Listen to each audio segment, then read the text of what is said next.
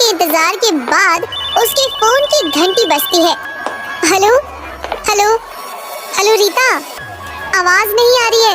Hello, यहाँ शायद network का इशू है, मैं गेट के पास जाती हूँ, रुक। सरला फोन पर बात करते करते गेट की तरफ बढ़ती है। वहीं पास के टेबल पर बैठे सुरेश की नजर सरला के स्कर्ट पर पड़ती है, जिस पर खून का दाग लगा होता है।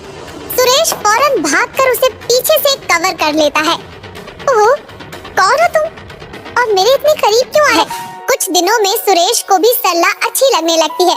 दोनों मिलकर शादी करने का फैसला कर लेते हैं और कुछ ही दिनों में चट मंगनी पट ब्याह हो जाता है।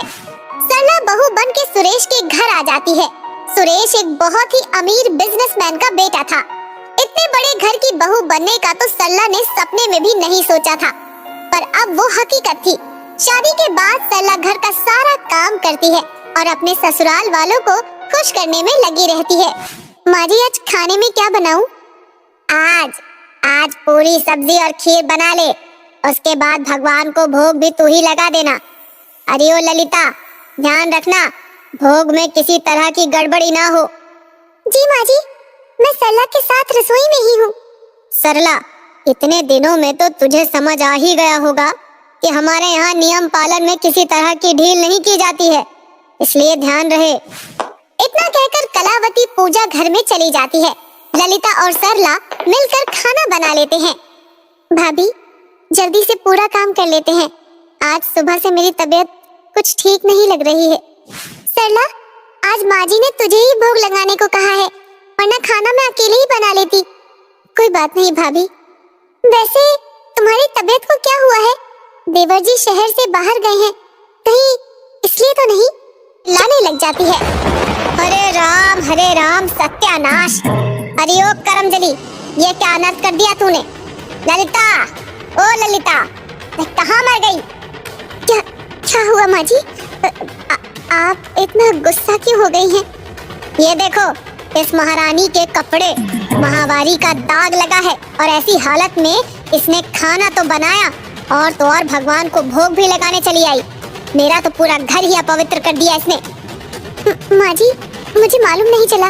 वैसे महावारी तो नेचुरल है, इसमें इतना नाराज होने वाली क्या बात है? तू तो चुप ही कर करमजली, तेरे कारण आज हमारे घर में ये अनर्थ हुआ है। ना जाने भगवान को भोग कैसे लगेगा। रानी को लेकर जा, ऊपर वाले कमरे में जा, मैं भी आती हूँ। तीनों घर के ऊपर माले के एक कमरे में जाते हैं।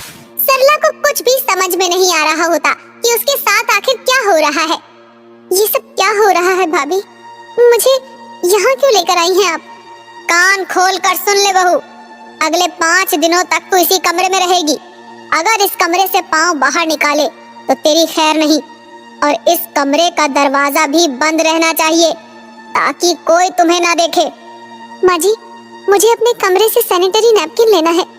खबरदार, यहाँ से निकली तो इस कमरे में इन 5 दिनों की जरूरत के हिसाब से सब रखा गया है।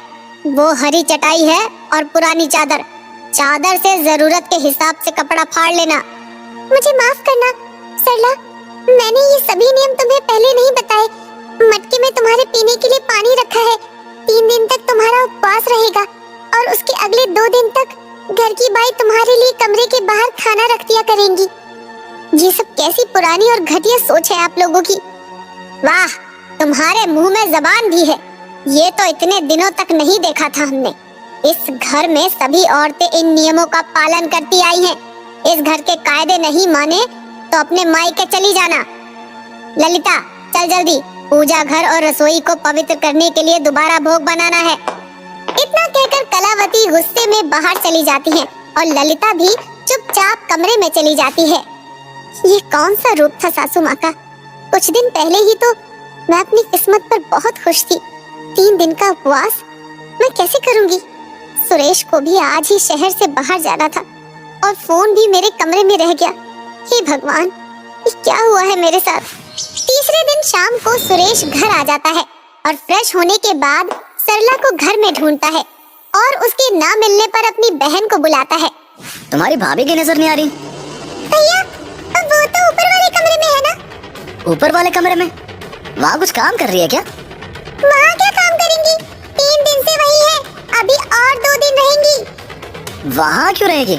हम मैं आ गया ना, लेकर आता हूँ उसे। नहीं भैया, अभी आप भाभी को नहीं देख सकते, माँ नाराज होंगी। ये सब क्या चल रहा है इस घर में? इतना कहकर सुरेश ऊपर की कमरे में जाता है और सरला को देखकर हैरान रह जाता है। सरला, सरला उठो, देखो मैं आ गया। तुम्हारी ऐसी हालत कैसे हो गई? मुझे भूखा रहने की आदत नहीं है ना, शायद इसीलिए कमजोरी लग रही है। मगर तुमने खाना क्यों नहीं खाया? क्या हो रहा है इस घर में? माँ, माँ, भाभी, भाभी। सुरेश की आवाज सुनकर सभी लोग आ जाते हैं।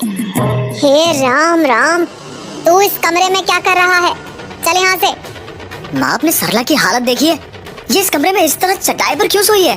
और भाभी, इसने खाना क्यों नहीं खाया अभी तक? मैं बाहर क्या गया, इतने बड़े घर में कोई नहीं है क्या सरला को देखने वाला? इसका उपवास है 3 दिन का, कल सुबह ही से खाना मिलेगा। ये इस घर के नियम कायदों की बात है। महावारी के वक्त में इसे इसी तरह रहना होता है। आप लोगों ने इसे 3 दिन से खाना नहीं दिया। भाभी, किरण, क्या ये सब? जो घर के नियम माँ जी ने बनाए हैं वो तो निभाने ही होंगे देवर जी। सबकी आवाज सुनकर घर का बड़ा बेटा मुकेश ऊपर आ जाता है। सुरेश, बेकार की बात मत करो और चलो यहाँ से। ये सब घर की औरतों की बातें हैं, माँ और ललिता समझ लेंगी। भैया, आपको पता था और आपने कभी माँ को समझाने की कोशिश नहीं की। आज तक कलावती भवन में यही होता है, जो माँ चाहती है और आगे भी वही होगा। भैया, जो गलत है वो गलत है। भाभी, किरण, आपने दोनों ने भी कुछ क्यों नहीं कहा? क्यों सहा ये सब कुछ? क्या सहा? तब से क्या पागलों जैसी बातें कर रहा है? दिमाग शहर के बाहर छोड़ आया है क्या? सदियों से ये नियम औरतें निभाती चली आ रही हैं। हमें तो कुछ